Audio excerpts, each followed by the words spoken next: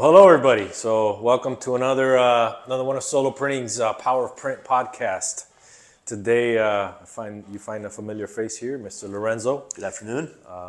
Here talking with me about different aspects of the print industry. So, first of all, happy Earth Month. This is April's Earth Day, Earth Month. So, hopefully, everybody's doing their part to help Mother Nature continue to provide us fruits. Yep. So today we're going to cover some the state of print in 2025, kind of the growth, the demand, some stats. We'll use some stats that were pulled from various sources, kind of talking about where print's going, where we see it going, and where the industry itself, is kind of treading towards. So I'll let Lorenzo kick it off with some thoughts here. Hey, it's good. Hopefully everybody's having a good start of the year again, and everybody's safe and healthy.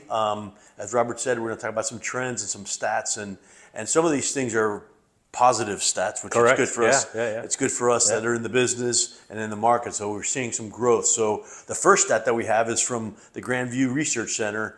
They're talking about a projected increase of 2.3% over the next few years to reach about $485 billion by 2027. Billion with a B. Billion with a B. Big numbers.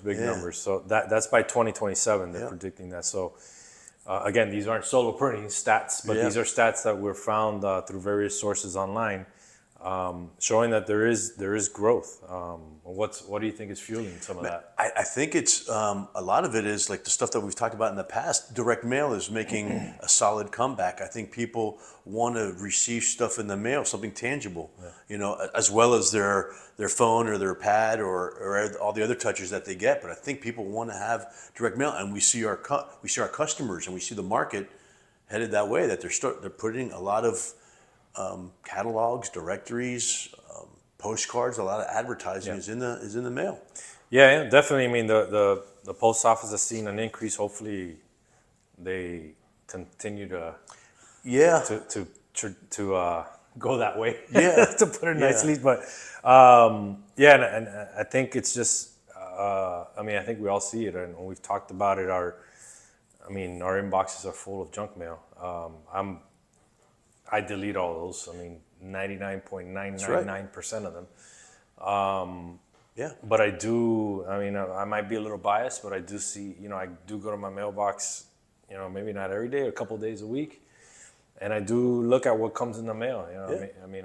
I look at it from a couple of different angles. One is, hey, why aren't we producing this, or can we? And two is what I get there, and that usually drives me to go online or think about it.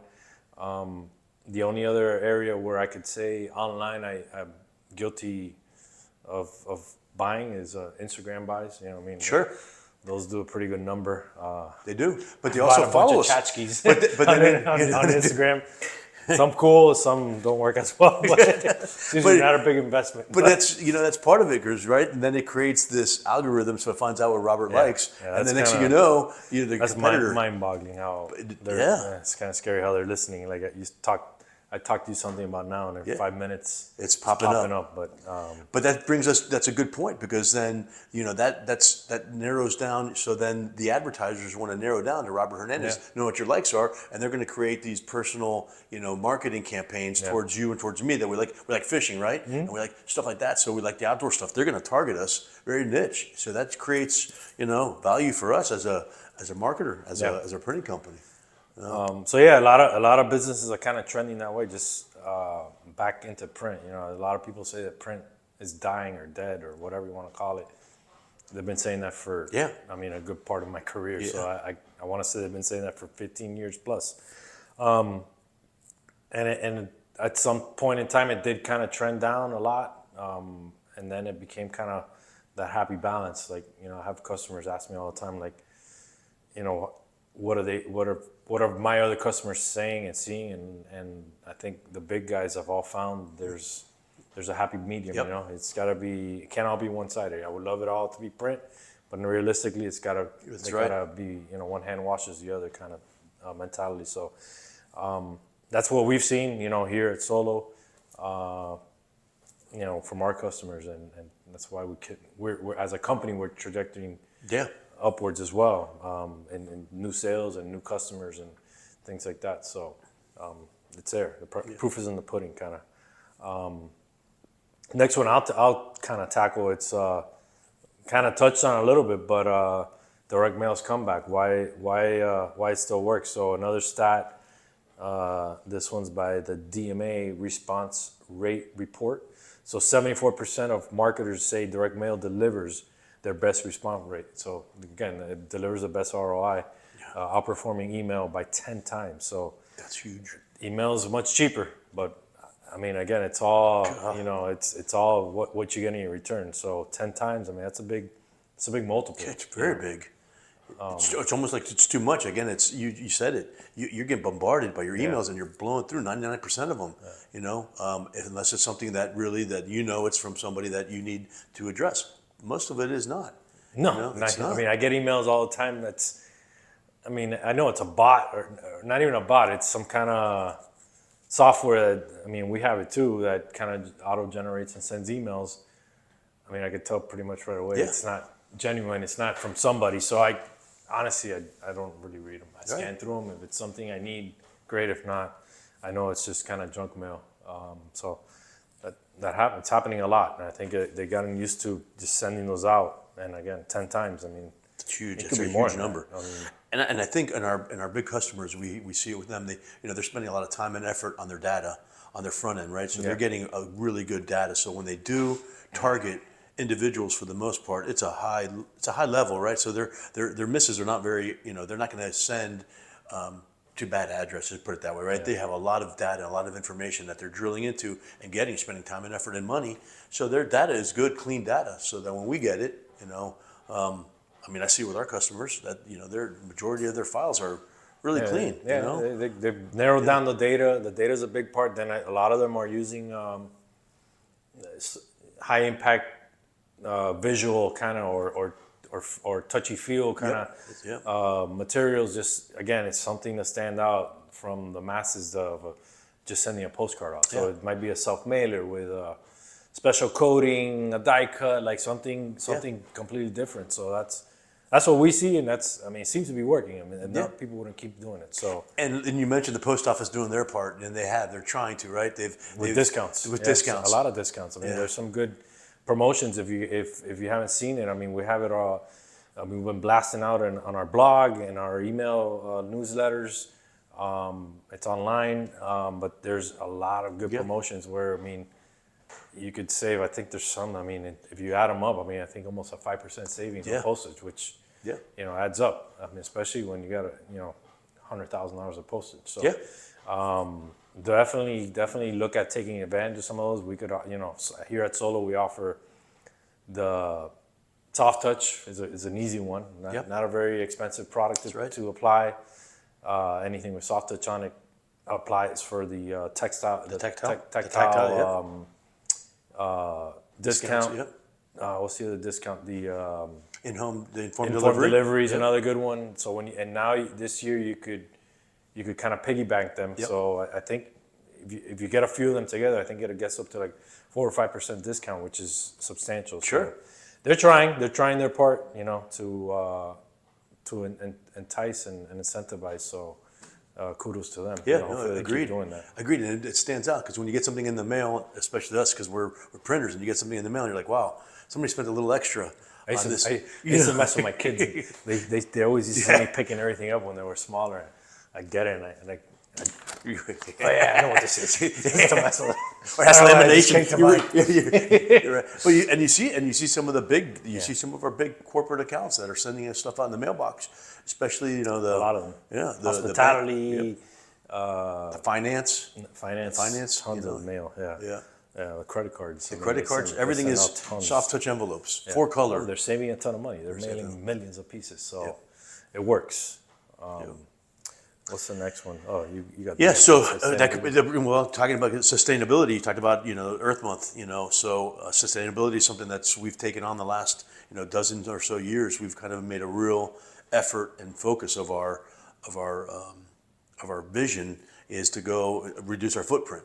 With the new equipment that we've purchased, our sustainability practices that we have, our compliance issues that we deal with, all that stuff. We're trying to do our part to And the market is for the most part too. You know, a lot of people are doing the sustainability push, offering, you know, the papers and things like that. But we understand that it's an important part of our market moving forward. If we want to stay relevant and stay active, we have to do our part, which is, you know, taking care of Mother Nature, starting off with the paper. So we do a good job of that. Yeah, I think we got another stat there. This one from Forbes. So 68% of customers say sustainability influences the purchase decision. So Yeah. again, it's important for the brands to kind of broadcast that to Yeah, them. agreed. I mean, we could do our side, but ours is kind of behind the scenes. So And I think we've seen kind of a turn, you know, coming out of COVID, you know, as COVID was really tough, everything was just whatever was available, right? Now we see our customers asking, what sustainability options do we have? Paper options, especially even on direct mail stuff. You know, nowadays you can get an FSC paper, SFI paper. yeah, almost everything is nowadays. So we can utilize those, you know, and get. But again, our customers have to do a good job, try to get that information out there. And say, hey, we're making a push to use that, and I think They got to put that in their messaging. Yeah, absolutely, absolutely. So that's, you know, we have our behind the scenes, I call it, all types of eco-friendly and environmentally friendly things that we do on the plant level, just with equipment, power reductions, waste, you know, reduction of waste. So that's on our side, and then obviously we offer our customers certified papers, which, you know, they could broadcast the logos on there, or broadcast that they're using an eco-friendly paper. I mean, there's a lot of different ways they could kind of do that. Yeah. And I think we see a lot more and more of it now. Again, now that we've come out of, you know, we're fully out of COVID and stuff now. And the mills are. Yeah, COVID was. You know, what do you got? I'll print it. That's it. Whatever. I'll take whatever. Now I think people have gotten back to like, all right, this. You know, I want to use this paper because of this, and this, and so they're getting picky again a little bit in a way, if you want to put it. Agreed. With what they're using instead of just using whatever we have. Yeah. Yep. Yeah, it's a conversation, and we see it happening, so that's good. The last one here, the VDP, the variable data printing, and the future of customization, because that is something that we see, and we've grown our side of that business part of it too, and we see the whole market doing more and more of that. That you get a lot of target marketing, which is really good, especially because we had kids that when they started applying for colleges, we saw that all the time right in our mailboxes, you know, going to our kids' names on both sides, and they had information, which is really cool. But here's a stat. The source is Epsilon. It's 80% of consumers are more likely to buy from brands offering personalization or personalized experiences. You know, so putting your name on there makes a difference. Makes a big difference. I mean, visually and just mentally impacts people differently. Like when they see their name there, like, oh, they obviously don't know how it's produced, but we do. But it's still mass mailing in a way, but it's more targeted. Like, I mean, you can get as specific as you want with VDP nowadays. I mean, it could be down to every single image. You know, I seen the cars. You know, for like coupons and for oil changes and stuff. They'll put your actual car, your model, the color. I mean, that drives something in the unconscious level, I think, of the person, kind of like that makes them feel. Yeah, somebody's taking care of them. They know what car I drive, what color. Wow, yes, they know a lot more than that nowadays. But I mean, it helps drive it home. And again, they're not blanking everybody. They're sending it like they know you have a white car in this model, and they're gonna send you that specific model with that specific promotion. So it's working. I mean, it's been growing in the industry quite a bit for the last 10 plus years. So. And that data's out there.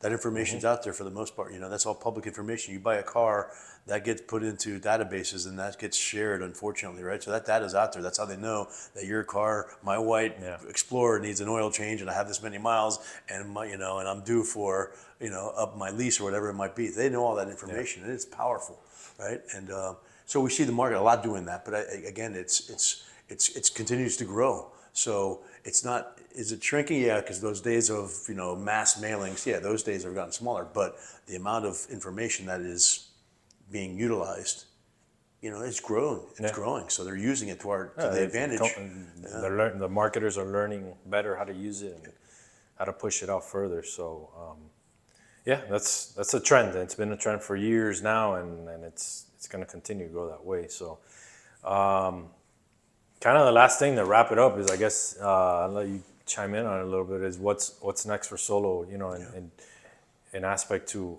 everything we talked about today. What do you see?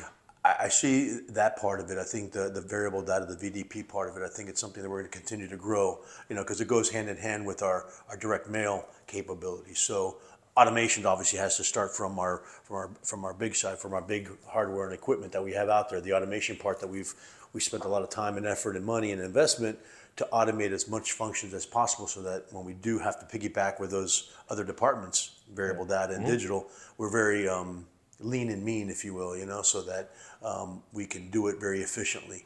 So I see that. I think that's where we're going to have to see that kind of that merger of what we're doing over here, and then including it in our digital department. And we see it more and more with some of the cruise lines and some of the stuff, the hospitality, the performing arts, side of it is all data.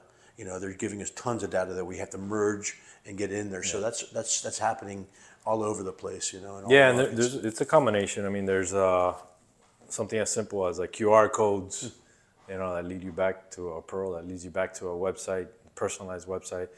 There's augmented reality. There's omni-channel marketing, which we have, which we could push out the same message through all types of social platforms and online through Google or whatever your search engine is, to keep broadcasting the same message, so that mentally you see it a few times, and the goal there is that after a few times you react to something. So there's a lot of different avenues that we could use to push that message out. So and like Lorenzo said, I mean, it's a growing department for us. It's it's a department where we're really trying to put more focus in to grow, because it is a growing department, and I mean, our other departments are already pretty well established. So that is the next generation of departments where we really want to grow, and we're making a big push. So stay tuned as we continue this year, next year, and so on and so forth, to expand that department with some bigger equipment to handle larger runs, and just be able to evolve with that side of the industry. So I think we covered good points today. I mean, we're getting better at this, I think. So. Right? I think so. I think we keep getting more views. So which is hopefully a good we thing. get more views. I mean, at some point, I'd love to get a check from YouTube or something. Whatever, a couple bucks at least. Well, hashtag somebody. So thanks again for putting up with us for 10, 15 minutes, whatever it is. And we'll keep these rolling as long as people keep watching, I guess, and nobody screams or kicks us out. But let us know if there's something you guys want to talk about, any type of the part of the market that we haven't touched, or but we're open to it's suggestions. not about print. I mean, hey, we could talk about other things too. We know about other things. We do. A little bit. So yeah, I mean, again, appreciate everybody's time, and look forward to another one in the coming months. So take care. All right. Bye-bye.